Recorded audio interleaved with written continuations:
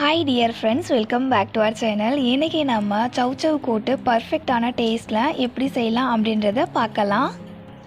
சௌச்சௌ கூட்டை இந்த மாதிரி ஒரு முறை செஞ்சு சாப்பிட்டு பாருங்கள். உங்களுடைய நாக்கை விட்டு இந்த கூட்டோடைய டேஸ்ட்டு போகவே போகாது. நீங்களுமே இந்த சௌச்சௌ கூட்டோடைய டேஸ்ட்டை மறக்கவே மாட்டீங்க. அவ்வளோ டேஸ்டியாக இருக்கும். ஃப்ரெண்ட்ஸ், ரெசிபிக்குள்ளே போகிறதுக்கு முன்னாடி எப்போவும் போல் உங்ககிட்ட ஒரு சின்ன ரெக்வஸ்ட். நீங்கள் இன்னும் மை ஸ்டைல் குக்கிங் சேனலை சப்ஸ்கிரைப் பண்ணலை அப்படின்னா சப்ஸ்கிரைப் பண்ணிக்கோங்க. ரெசிபியும் லாஸ்ட் வரைக்கும் ஸ்கிப் பண்ணாமல் பாருங்கள். வாங்க ரெசிபிக்குள்ளே போகலாம். சௌச்சௌ கூட்டு செய்கிறதுக்காக முதல்ல நம்ம பருப்பை வேக வச்சுக்கலாம். அதுக்கு ஒரு பாத்திரத்தில் 1/2 கப் அளவுக்கு பாசிப்பருப்பை சேர்த்துக்கோங்க. இந்த பாசிப்பருப்பை கையில் கொட்டி அளந்தேன் அப்படின்னா அரை கைப்பிடி அளவுக்கு இருக்குங்க. அடுத்து 1/2 கப் அளவுக்கு கடலைப்பருப்பு, இதையுமே நம்ம கையில் கொட்டி அளந்தோம் அப்படின்னா அரை கைப்பிடி அளவுக்கு இருக்கும். அரை கைப்பிடி அளவுக்கு பாசிப்பருப்பு, அரை கைப்பிடி அளவுக்கு கடலைப்பருப்பு எடுத்துக்கோங்க, கரெக்டாக இருக்கும். பருப்பை கழுவுறதுக்காக பருப்பு கூட தண்ணி சேர்த்துட்டு நல்லா வாஷ் பண்ணிக்கோங்க. நல்லா க்ளீனாக வாஷ் பண்ணதுக்கு அப்புறமா பருப்பு வேகிறதுக்கு தேவையான அளவுக்கு தண்ணி சேர்த்துட்டு இது கூட 1/4 டேபிள் ஸ்பூன் அளவுக்கு மஞ்சத்தூள், 1/4 டேபிள் ஸ்பூன் அளவுக்கு பெருங்காயத்தூள் சேர்த்துட்டு நல்லா கலந்து விட்டுட்டு இப்போ இந்த பருப்பை நம்ம வேக வச்சுக்கலாம். பருப்பை வேக வைக்கிறதுக்காக ஸ்டவ் ஆன் பண்ணிவிட்டு பருப்பு சேர்த்த பாத்திரம் இருக்குல்ல, அதை ஸ்டவ் மேலே வச்சுட்டு பருப்பை வேக வச்சுக்கலாம். எப்போவுமே கூட்டுக்கு பாசிப்பருப்பையும் கடலைப்பருப்பையும் குக்கரில் போட்டு வேக வைக்காமல் இந்த மாதிரி ஓப்பன் பாட்டில் வேக வச்சுக்கோங்க. டேஸ்ட்டும் நல்லாயிருக்கும். அதே சமயம் கூட்டோடைய டெக்ஸ்டரும் உங்களுக்கு கரெக்டாக இருக்கும். சௌச்சௌ கூட்டு செய்கிறதுக்காக இன்றைக்கி நான் 1/2 கிலோ அளவுக்கு சௌச்சௌ எடுத்திருக்கேன். சௌச்சௌ மேலே இருக்கிற அந்த தோலை ரிமூவ் பண்ணிவிட்டு சௌச்சௌவை ஸ்கொயர் ஷேப்பில் நல்லா சின்ன சின்ன பீசஸாக கட் பண்ணிக்கலாம். சௌச்சௌ காயில் உள்ளே விதை இருக்கும். அந்த விதையை எடுத்துட்டு அதுக்கப்புறமா கட் பண்ணி வச்சுக்கோங்க. இன்றைக்கி இந்த கூட்டு செய்கிறதுக்கு நான் சொல்கிற அளவுகள் எல்லாமே 1/2 கிலோ அளவுக்கு சௌச்சௌக்கான அளவுகள் தான் சொல்லியிருக்கேன். நீங்கள் ஒரு 1/4 கிலோ அளவுக்கு சௌச்சௌ எடுக்கிறீங்க அப்படின்னா நான் சொல்லியிருக்க இன்க்ரீடியண்ட்டை அப்படியே கம்மி பண்ணி சேர்த்துக்கோங்க. அப்படி இல்லைன்னா இந்த காயை 1 கிலோ அப்படின்னா 1.5 கிலோ அளவுக்கு எடுத்துக்கிறீங்க அப்படின்னா நான் சொல்கிற இன்க்ரீடியண்ட் எல்லாத்தையுமே அப்படியே அதிகப்படுத்தி சேர்த்துக்கோங்க. இப்போது பருப்பு வெந்துடுச்சுங்க. எந்த பருப்பு எந்த அளவுக்கு வேகணும் அப்படின்றத சொல்கிறேங்க. இதை கரெக்டாக ஃபாலோ பண்ணிக்கோங்க. பாசி பருப்பு நல்லா பூ போல் மலர்ந்து வெந்து வந்திருக்கணும். கடலைப்பருப்பு 3/4 வாசி அளவுக்கு தாங்க வெந்திருக்கணும். நார்மலாக நம்ம பாசிப்பருப்பையும் கடலைப்பருப்பையும் சேர்த்து வேக வச்சோம் அப்படின்னா பாசிப்பருப்பு நல்லா வெந்துடும், கடலைப்பருப்பு கொஞ்சம் வேகாமல் தான் இருக்கும். அப்படி தான் இருக்கணும். இந்த அளவுக்கு பாசிப்பருப்பும் கடலைப்பருப்பும் வெந்ததுக்கு அப்புறமா ஸ்டவ் ஆஃப் பண்ணிவிட்டு இந்த பருப்புடைய சூடு அப்படியே ஆற விட்டுடுங்க. அடுத்து ஸ்டவ் ஆன் பண்ணிவிட்டு ஒரு வானல் வச்சுட்டு வானலில் 2 டேபிள் ஸ்பூன் அளவுக்கு எண்ணெய் சேர்த்துட்டு எண்ணெயை சூடு பண்ணிக்கோங்க. எண்ணெய் சூடானதுக்கு அப்புறமா இந்த எண்ணெயில் 1/4 டேபிள் ஸ்பூன் அளவுக்கு ஜீரகம், 1/4 டேபிள் ஸ்பூன் அளவுக்கு கடுகு உளுத்தம்பருப்பு சேர்த்துட்டு இது ரெண்டுத்தையுமே எண்ணெயில் பொரிய விட்டுடலாம். ஜீரகமும் கடுகும் பொரிஞ்சு வந்ததுக்கு அப்புறமா இதில் 2 மீடியம் சைஸ் வெங்காயத்தை நீளவாக்கில் கட் பண்ணி சேர்த்துருக்கேன். கூடவே ஒரு 7 பச்சை மிளகாவை 2 கட் பண்ணி சேர்த்துருக்கேங்க.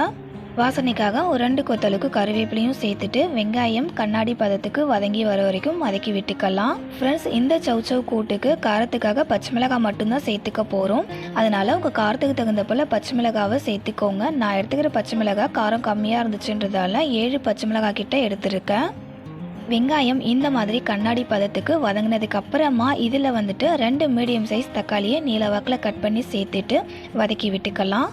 தக்காளி ரொம்ப வதங்கணும் அப்படின்ற அவசியம் இல்லை, 3/4 வாசி அளவுக்கு வதங்கினாலே போதும். இப்போது இது கூட ஒரு 1/4 டேபிள் ஸ்பூனுக்கு மஞ்சத்தூள் சேர்த்துட்டு வதக்கி விட்டுக்கலாம்.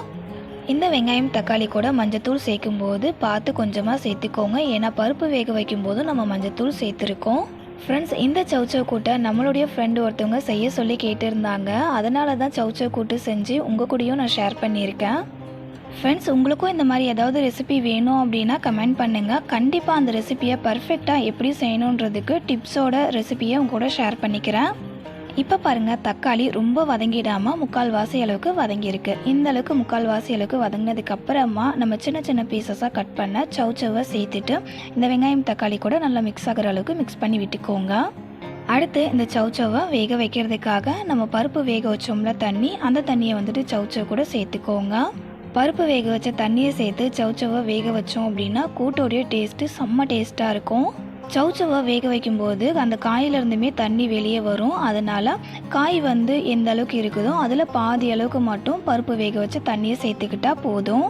அடுத்து இந்த சௌச்சௌ கூட்டுக்கு தேவையான அளவுக்கு உப்பு சேர்த்துக்கலாம். நான் ஒரு 1/2 டேபிள் ஸ்பூன் அளவுக்கு கல் உப்பு சேர்த்துருக்கேன். உப்பு சேர்த்துட்டு நல்லா கலந்து விட்டுக்கோங்க. நெக்ஸ்ட்டு இந்த காயை வேக வைக்கிறதுக்காக வானலில் ஒரு மூடி போட்டு மூடிட்டு ஸ்டவ்வை மீடியம் ஃப்ளேமில் வச்சு காயை நல்லா வேக வச்சுக்கோங்க. இந்த காய் வேகிறதுக்குள்ளே கூட்டில் சேர்த்துக்கிறதுக்காக தேங்காய் பேஸ்ட் அரைச்சிக்கலாங்க.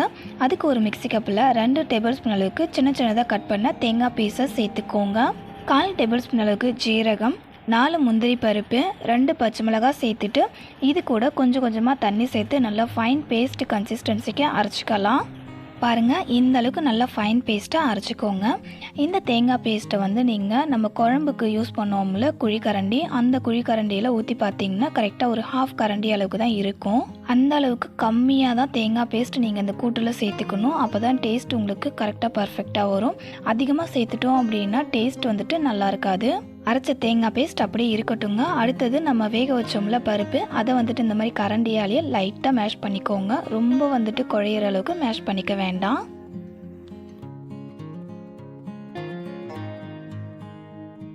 கூட்டில் கடலைப்பருப்பு முழுசாக இருக்கணும். அப்போ தான் சாப்பிடும்போது அது இடையில கடிப்படும் போது சாப்பிட்றதுக்கு ரொம்பவே நல்லாயிருக்கும். பருப்பை மசிச்சு விட்டதுக்கு அப்புறமா கரண்டியில் எடுத்து காமிக்கிறேன் பாருங்கள். பாசி பருப்பு பாதி அளவுக்கு தான் மசிஞ்சிருக்கு, கடலைப்பருப்பு முழுசாகவே இருக்குது. இந்த அளவுக்கு தான் பருப்பை மசிச்சு விட்டுக்கணும்.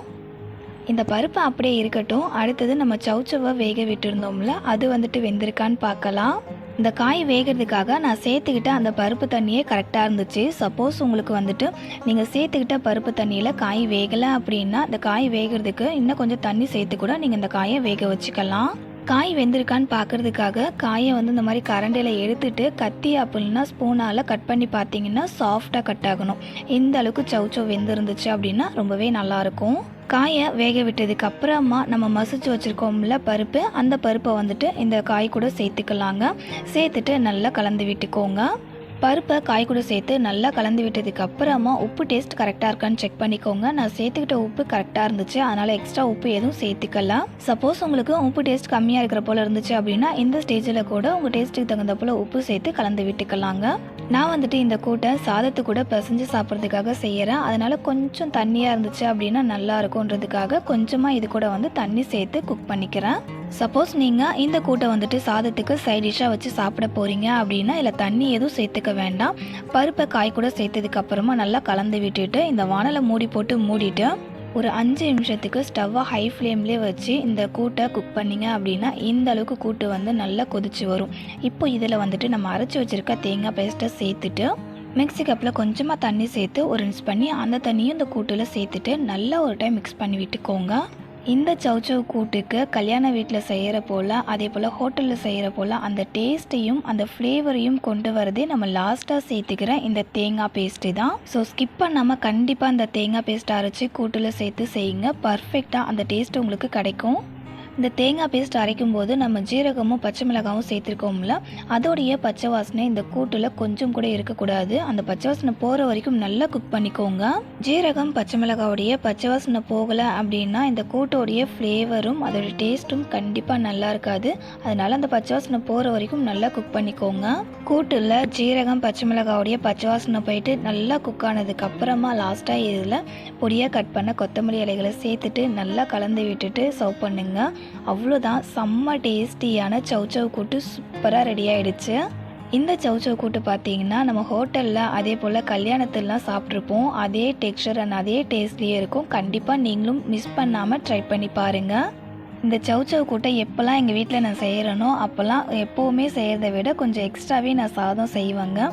அந்த அளவுக்கு இந்த சௌச்சவ் கூட்டோடைய டேஸ்ட் வேறு லெவலில் இருக்கும்.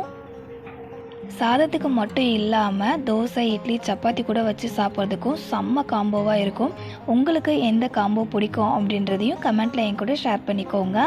ஃப்ரெண்ட்ஸ், இன்றைக்கி உங்கள் கூட ஷேர் பண்ணிக்கிட்டேன் இந்த கூட்டு ரெசிபி உங்களுக்கு பிடிச்சிருந்தது அப்படின்னா இந்த வீடியோக்கு மறக்காமல் ஒரு லைக் பண்ணிக்கோங்க. உங்களுடைய ஃப்ரெண்ட்ஸ் அண்ட் ரிலேட்டிவ்ஸ்க்கும் ஷேர் பண்ணிக்கோங்க. அவங்களுக்கும் ரொம்ப ரொம்ப யூஸ்ஃபுல்லாக இருக்கும் இந்த ரெசிபி. இதே போல் நம்ம சேனலில் வர எல்லா இன்ட்ரெஸ்டிங்கான அண்ட் யூஸ்ஃபுல்லான ரெசிபிஸ் பார்க்குறதுக்கு மை ஸ்டைல் குக்கிங் சேனலை மறக்காமல் சப்ஸ்கிரைப் பண்ணிக்கோங்க. இதே போல் ஒரு சூப்பரான அண்ட் டேஸ்டியான ஒரு ரெசிபியோட நெக்ஸ்ட் ஒரு வீடியோவில் மீட் பண்ணலாம் ஃப்ரெண்ட்ஸ். தேங்க்ஸ் ஃபார் வாட்சிங்.